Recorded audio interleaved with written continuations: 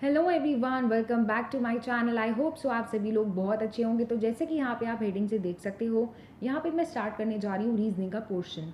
तो अगर आप कोई भी एग्जाम की प्रिपरेशन कर रहे हैं जिसमें रीजनिंग आती है तो मेक श्योर करिएगा कि इस चैनल को सब्सक्राइब कर लीजिए, क्योंकि यहाँ पे ऑन डेली बेसिस अब आपको मैं प्रैक्टिस के लिए क्वेश्चन ज़रूर से ज़रूर करवाया करूँगी। सबसे पहले यहाँ पे जो टॉपिक हम लोग पढ़ने जा रहे हैं वो है एनोलॉजी का। मेरा टारगेट यही रहेगा कि मैं आपको 500 क्वेश्चंस तो कराऊँ ही इस टॉपिक से। रीज़न बीइंग क्योंकि ये टॉपिक ना बहुत सारे क्वेश्चंस बन सकते हैं इस पर्टिकुलर टॉपिक में, बहुत सारे टाइप्स आ सकते हैं। इसीलिए मैं कोशिश ये करूँगी कि ज़्यादा से ज़्यादा क्वेश्चंस आप लोग की प्रैक्टिस करा सकूँ। ये जो सेशंस रहेंगे ये बाइलिंगुअल रहेंगे, तो किसी को भी किसी प्रकार का डाउट नहीं आएगा। इनकेस अगर आता है तो आप मुझसे कमेंट सेक्शन में पूछ सकते हो। हर सेशन में मैं आपको 30 क्वेश्चंस कराऊंगी और ऐसे करते हुए हम लोग 500 क्वेश्चन का जो हमारा टारगेट है उसको पर्टिकुलरली हम लोग अचीव कर लेंगे। इसके लिए मैं प्लेलिस्ट भी बना दूंगी इस पर्टिकुलर चैनल पे, तो मेक श्योर करना चैनल को सब्सक्राइब करो, लाइक करो वीडियोस को, and don't forget to share with your friends. Okay, so on that note we are going to start with the first question. देखिए, फर्स्ट क्वेश्चन कह रहा है train is to passenger so aeroplane is to what. ऐसे प्रकार के जब questions आते हैं तो आपको क्या करना होता है, इन दोनों का रिलेशन पहले समझो। अगर ये रिलेशन क्लियर नहीं होगा ना तो आप इस पर अप्लाई नहीं कर पाओगे और आंसर नहीं आ पाएगा। अभी तो हालांकि बहुत आसान क्वेश्चन है, कल को अगर कोई डिफिकल्ट क्वेश्चन आता है तो आपको ये समझना पड़ेगा। तो देखते हैं इसका आंसर क्या होना चाहिए। देखिए, ट्रेन और पैसेंजर में क्या रिलेशन है, आप सभी लोगों को पता है कि जो ट्रेन से ट्रैवल करते हैं उन्हें हम यात्री कहते हैं, जिसका इंग्लिश में क्या वर्ड होता है, पैसेंजर होता है। तो एरोप्लेन में ट्रैवल करने वाले लोग कौन होते हैं, खुद देखिए ना आंसर क्या होना चाहिए। बट ऑफ कोर्स है, क्या हो जाएगा आंसर, एरोनॉट। ठीक है, तो ये बहुत आसान सा क्वेश्चन हो गया। चलिए देखते हैं next question. College is to dean so museum is to what. तो देखिए, आप सभी लोगों को पता है जो कॉलेज के हेड होते हैं वो डीन कहलाए जाते हैं। तो म्यूजियम किन के द्वारा हेड करा जाता है, ये क्वेश्चन आपसे पूछ रहा है। ऑप्शन है क्यूरेटर, वार्डन, कस्टोडियन या फिर सुपरवाइजर। अब देखिए, आई नो जो हिंदी में देख रहे हैं वो आंसर जान गए क्या होगा, बट इट्स ओके यार, आपको आना चाहिए इसका वर्ड इंग्लिश में भी। तो इसका राइट आंसर क्या हो जाएगा, बट ऑफ कोर्स है क्यूरेटर हो जाएगा। चलिए देखते हैं नेक्स्ट क्वेश्चन। रहा है India is to New Delhi so Pakistan is to what. ये क्वेश्चन आपसे पूछ रहा है। इस क्वेश्चन का आंसर आप लोग मुझे बताओगे कमेंट सेक्शन में। बड़ा आसान सा क्वेश्चन है। आपको पता है कि इंडिया का क्या रिलेशन है न्यू दिल्ली से, तो बस वही रिलेशन को लगा के पाकिस्तान का आपको आंसर देना है कमेंट सेक्शन में। ओके, तो पहला क्वेश्चन आज आप लोग का होमवर्क का यही है। चलिए देखते हैं नेक्स्ट क्वेश्चन फिर। क्या है, पैंट्री इज टू स्टोर तो स्कलरी इज टू वॉट।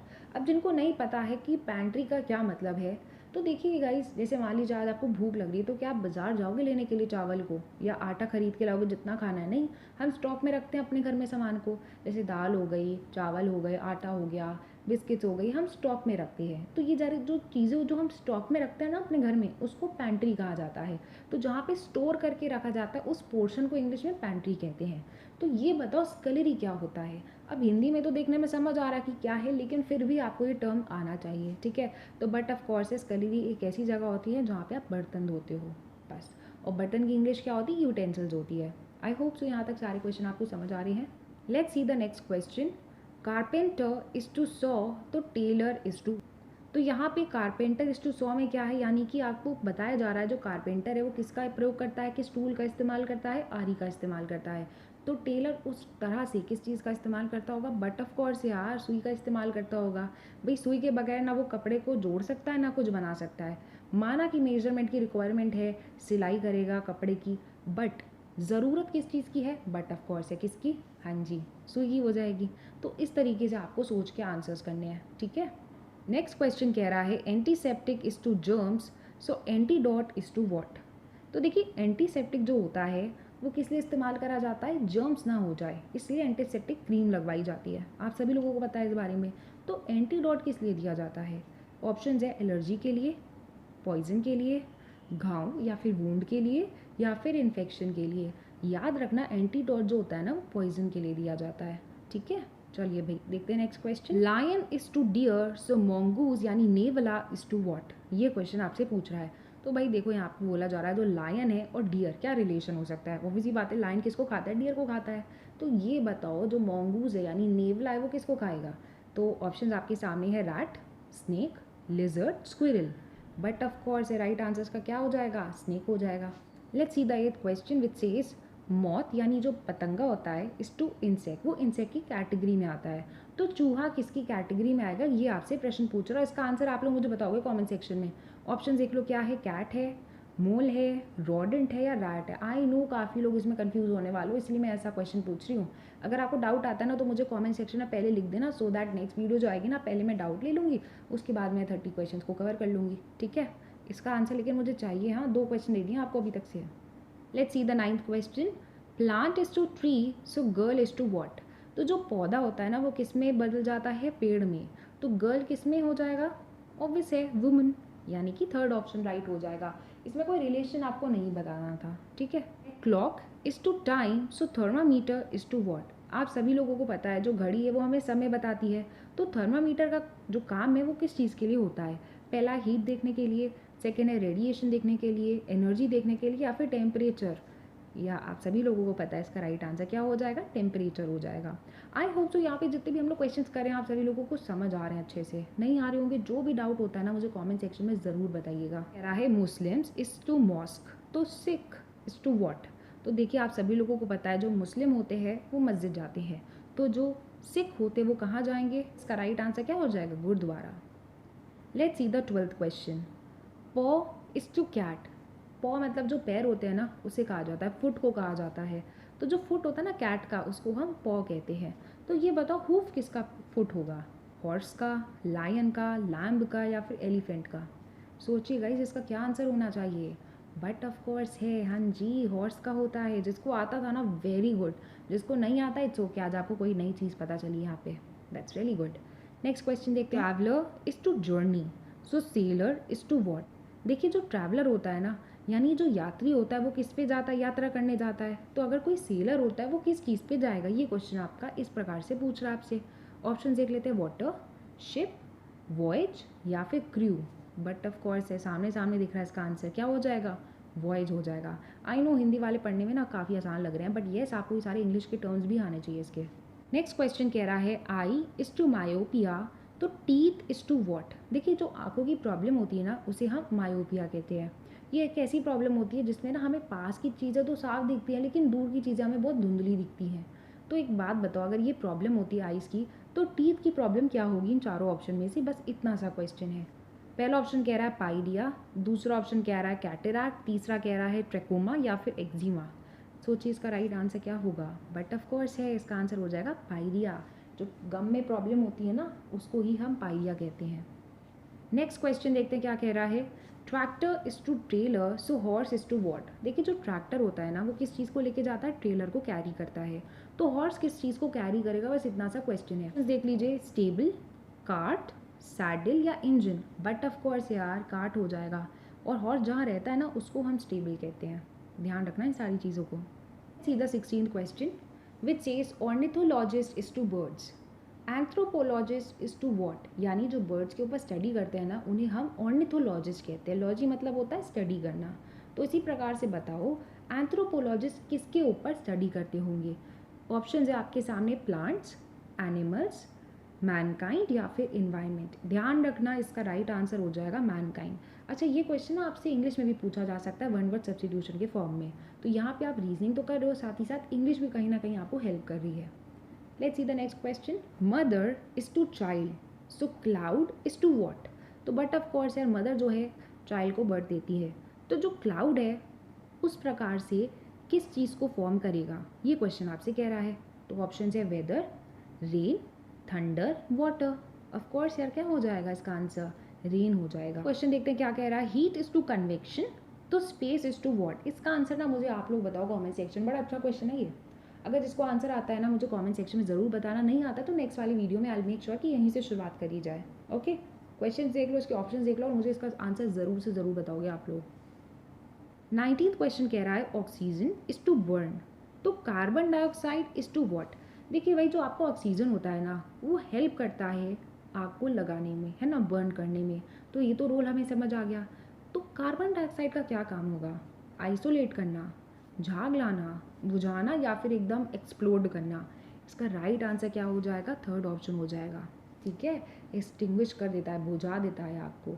अब यहाँ पे आप खुद देखो, हमें एक्सप्लिसिटली नहीं दिया गया था फायर के बारे में, लेकिन हमने यहाँ पे रिलेशन के बारे में सोचा, समझ आया, उसके बाद हमने यहाँ पे रिलेशन को एक फॉर्म करा।